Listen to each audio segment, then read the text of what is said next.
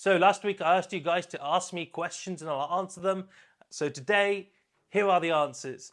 So the first question I've got on my phone is, you're traveling on a budget, but what's something you're not skimping money on? The very obvious one for me is my backpack. I use my backpack almost every single day. It's so important, so I buy the highest quality one I can afford. The last thing I want to do is be in an airport in a foreign country waiting to catch a flight and my backpack tears and I can't carry it or something like that. Second of all is my shoes. You are in your shoes all of the time. In my opinion, they're more important than your clothes. Sometimes I walk 20 to 25,000 steps a day if I'm exploring a new city. So the footwear I choose always has to be comfortable and long lasting. Because in some countries you can go and you might not be able to find the correct shoe size or good quality shoes. So you always buy good ones to begin with and replace them while traveling. Second of all, what problems have you run into and where? I don't think I've ever run into any major problems when traveling. I think the one that I can remember is when I missed a connecting flight. I was kind of silly. I booked a connecting flight in Amsterdam on two different airlines. My first flight was delayed and I was responsible for making the connection, so I lost the connection, and because it was a return flight I also lost the return ticket.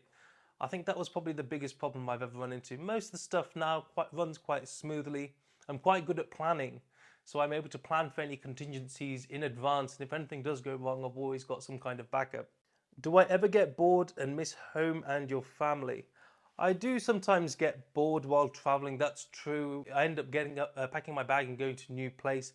Do I miss home? I do miss being in the UK a little bit, especially when you're on a challenging bus ride or on a long flight that just won't finish and you're just like, oh, I wish I just had my car and I could just be comfortable in it.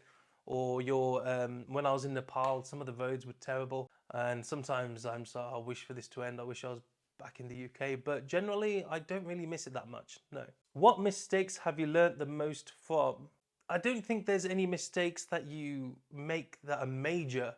I've not made any major mistakes while traveling, just the one I mentioned earlier about the connecting flight. I've never done that again, or I've left a day in between one flight and the next when I'm responsible for making the connection.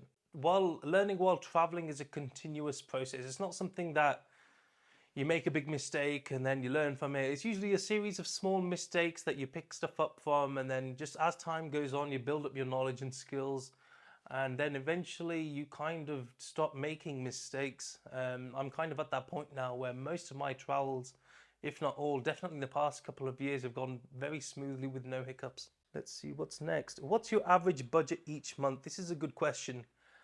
I try to keep it below the £1,200 to £1,400 a month mark. Sometimes I go a little over, and if I'm in a very cheap place, I can sometimes go under. My hostel budget is usually 10 to 15 per night, and then food and drink, it varies a lot where you are. So I'd say about £1,400 tops per month. Top 5 budget attractions in Cairo. What about Alexandria? Well, 5 budget attractions in Cairo. I can't really name 5. I've been there recently, 2019. If you class that as recent, I went with my friend, and I definitely recommend the pyramids. I'm sure you've seen the YouTube videos. The pyramids can be a lot of hassle. There's a lot of camels, people trying to get you onto a horse. There's a lot of stuff going on there. People trying to sell you stuff. It's a lot of hassle. But after you walk away from them a little bit and you're kind of walking in between the pyramids, it's wonderful. Honestly, I clearly remember walking in between these. There's no one with us. It was just me, my friend, and his girlfriend. We were walking kind of in the desert, and we could just see the pyramids, and it's quiet all around. That was a very memorable experience. Alexandria, I don't remember too much in Alexandria. I went in February. It was cold, wet, and raining. So my memory of Alexandria isn't great. One thing I recommend highly, me and my friend, we went to a restaurant called Guard Restaurant in Alexandria, and we had cheese stuffed falafels, which I've never seen anywhere else. I highly recommend you try those. I did speak to an Egyptian woman on my travels, and I asked her about cheese falafels, and she told me that's just a thing in Alexandria. So if you do go there, try to check them out. Would I ever consider a travel partner? Yes, but it has to be the right person. Traveling isn't necessarily the easiest thing you can do. If you're going to travel with somebody, you have to have a similar mindset on what things you like to see and do.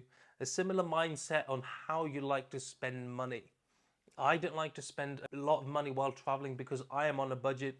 And if I ended up traveling with somebody who likes to splurge, then it's not going to end too well. They're going to want to go to fancy restaurants, etc., and spend a lot of money and stay in an expensive hotel. I'm more of a budget kind of guy. I'm also very much a hidden secrets restaurant kind of guy. I'm all for finding the small restaurant that it doesn't look great, but the food is amazing. So it's important to find the right person to travel with. Let's see what's next. Do you maintain a home somewhere? And if so, how often do you return? At the moment, I don't have a home somewhere, so I don't actually return there. How do I pay for my travel? I actually have investments in property, so I get some money from that. And another thing is TikTok pays me a little bit as well, so that's enough to keep me going on a budget. Do you ever get burnout or just tired of not being in one place? Yes, I do. And there's a bit of a solution for that, is to find somewhere you like, settle down there maybe for a couple of weeks, 3 weeks, 4 weeks maybe, get an Airbnb or something with a kitchen and everything, and you can stay there until you're ready to leave. I've done this in a couple of places where I just didn't move for a couple of weeks, and then after that I felt a lot better and I got moving again.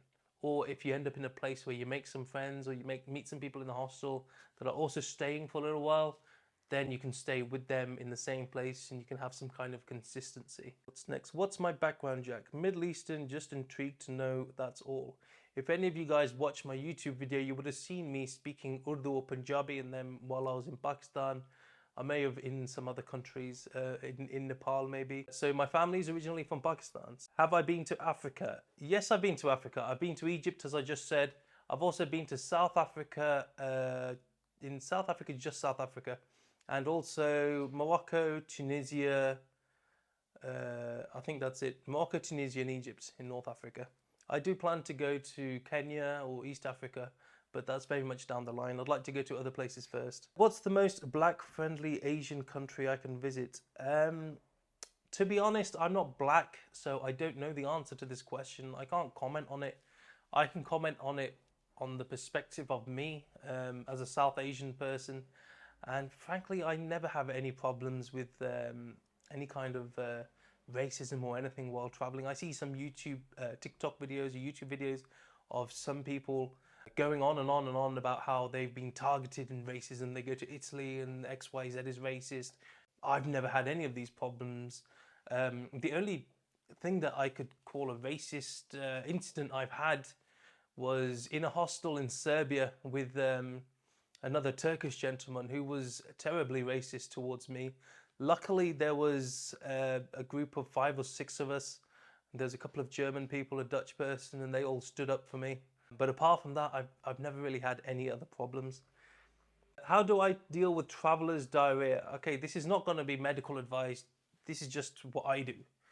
If you feel kind of sick, you've just got to ride it through. You just give it a couple of days and see if it gets better. Usually it gets better after a day for me.